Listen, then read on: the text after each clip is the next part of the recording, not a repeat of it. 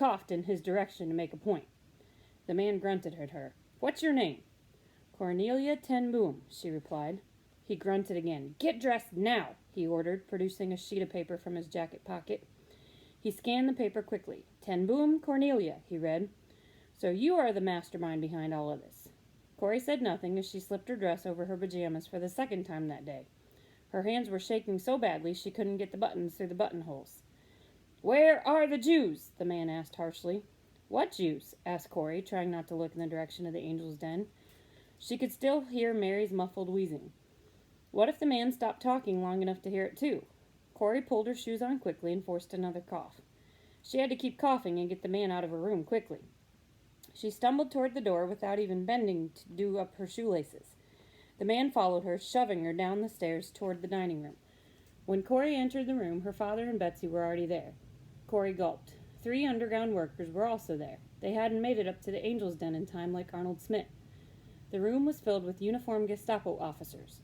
The officer in the suit who had escorted Corrie downstairs spoke in a hard, cold voice as he pushed her across the room. "According to Herr Vogel, this one is the ringleader."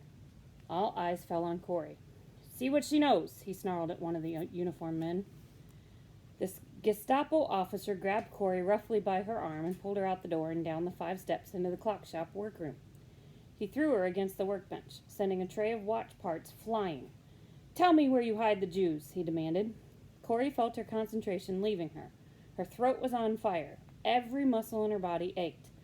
"God, help me not to make a mistake," she prayed silently. She heard a loud crack and then felt the sting on the right side of her face. The officer had struck her. Her head smashed back against a hook in the wall. "Where are the Jews?" he demanded again.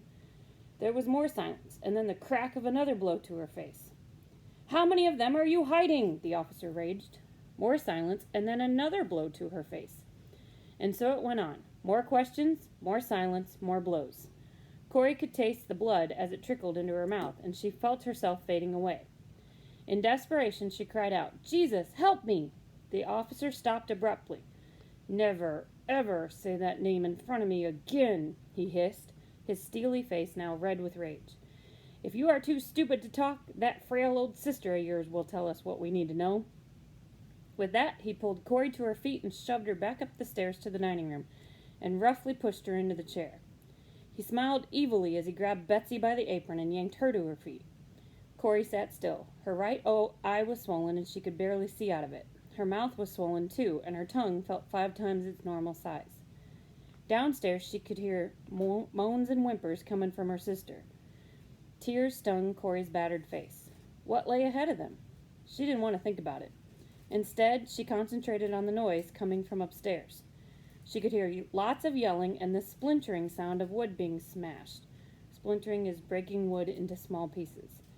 She supposed they were punching holes into the walls and floorboards looking for the angel's den. She wondered whether they could destroy that much of the house and still not find it. Corrie thought back to the way the secret room had been constructed. Brick walls so they wouldn't sound hollow like wooden ones if they were thumped. And the floor. She remembered how proud Mr. Smith had been of the floor. He had cut the floorboards so they didn't run under the wall.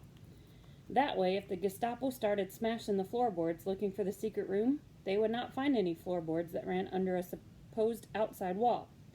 Corrie breathed a prayer of thanks for Mr. Smith, who had given the guests the best possible chance. Now it was up to God to keep them safe. Corrie's thoughts were interrupted when Betsy staggered back into the room. Her face was bloody and swollen, but she managed a weak smile as she groped her way to sit beside Corrie. Corrie offered her a handkerchief to wipe the blood from her lips. Just then there was a knock at the side door. Corrie froze. The man in the business suit laughed with delight. "This is exactly how a raid should be," he proudly said to the other Gestapo officers. "Detain the suspects here in the home so their contacts think everything is normal. Then wait for them to come like bees to a honeypot." He rubbed his hands together, drew his gun, and headed downstairs toward the side door. 5 minutes later, he was back with a young woman whom Corrie recognized as a ration card deliverer. Within minutes, there was another knock at the door, and the whole scene repeated itself. This time, it was a young man who was carrying a warning message that the Bayeux was going to be raided. He was too late, of course. Corrie heard excited voices on the stairs, and then 2 young German soldiers burst into the room carrying the once hidden radio. Corrie closed her eyes and tried to think. What else was in the house she hoped they wouldn't find? As if in an answer to her question, she heard the jingle of the telephone. Corrie had taken up the young man's offer at her first underground meeting to reconnect it. A sneer spread over the suited man's face. Well, we are lucky for an old watchmaker and his 2 spinster daughters, aren't we? He smiled mockingly. And I thought all home telephones were disconnected 3 years ago. Then his tone of voice changed abruptly. Get up and answer it, he barked, pointing the barrel of his revolver at Corrie. As slowly as she dared, Corrie stood up and walked toward the phone in the hall, hoping it would stop ringing before she got it. But it didn't. The officer repositioned the barrel of the gun behind Corrie's ear as she lifted the receiver. Talk normally, he instructed in a whisper, twisting her arm behind her back. Sharp pain shot through her shoulder from his force. Hello? Cornelia ten Boom, watchmaker, Corrie said, hoping the person at the other end would know she hardly ever used her full name and never on the telephone. You have to get everyone into hiding right away. They know who you are. You don't have much time, the voice on the other end of the phone blurted. The Gestapo man, who was listening with his ear pressed against the other side of the receiver, smiled. No sooner had Corrie hung up the receiver than the phone rang again. The scene repeated itself, and then a third time. This time, Corrie felt the caller seemed to catch on that something was wrong and hung straight up. There were no more phone calls after that. Still twisting her arm behind her back, the gray-suited man directed Corrie back to the others.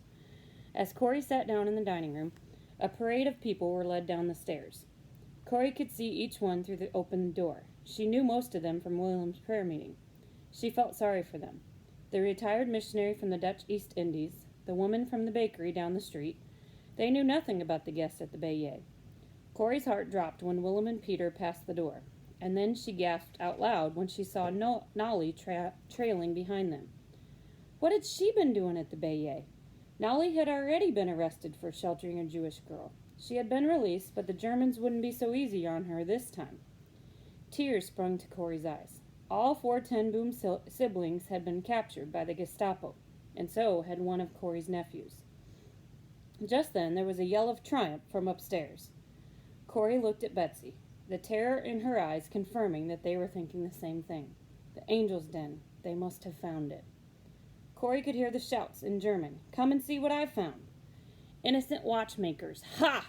Corrie held her breath, waiting to hear some noise to confirm the discovery of the room. Buzz, buzz. It was the alarm Leonard had installed for them. It was sounding all over the house.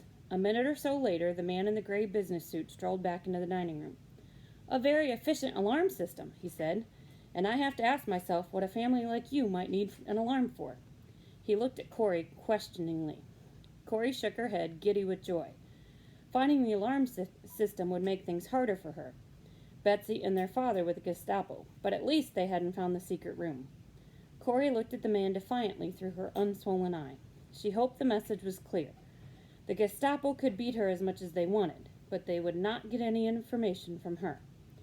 The man must have understood. He swung around abruptly and yelled at the group.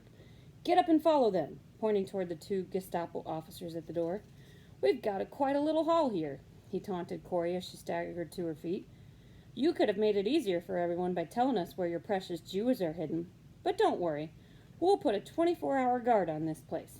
Either they'll die like cowards and we'll smell their rotting bodies in the end, or they'll come crawling out of the woodwork like cockroaches for a couple of days. You would have done them a favor by telling us where they are, he said with a cruel smile. Corrie reached for the wall to steady herself before walking defiantly past the man.